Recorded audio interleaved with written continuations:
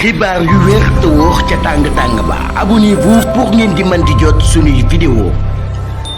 mbégte ak bànneex la ñuy am yéen ñi nga xam ne yéen a ñuy topp ci chaîne bii di Buzz 221 HD ni ñu koy defee saa su ne rek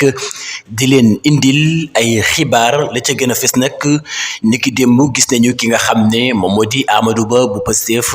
def li nga xam ne nag moom moo di live waaye itam di xamal bépp membre boo xam ne nag bokk nga Pastef ñu wattandiku li nga xam ne nag moom moo di ay xëccoo ci wàllum candidature yi ndaxte itam ko waral nag du leen lu dul wa ilaa la tax mu leen di moytuloo du leen lu dul jamono ji nag adduna bi yëpp dañ leen da daal di teg bët ndax li nga xam ne nag moom ngeen daal di woote mu di don de soi pour la patrie loolee nag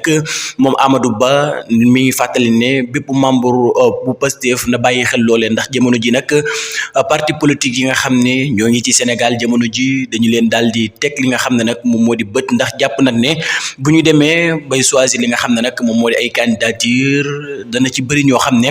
danañ indi ay jafe-jafe ci biir parti bi nga xam ne nag moom moo di Pastef kon nag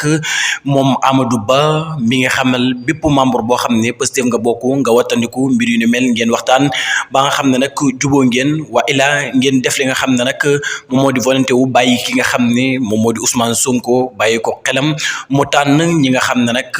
ñoom jàpp na ne mën nañoo am responsabilité foofu ca pencum ndawi réew ma waaye itam nee na ngeen moytu bu baax a baax li nga xam ne moom moo di ab xëccoo rawatina muy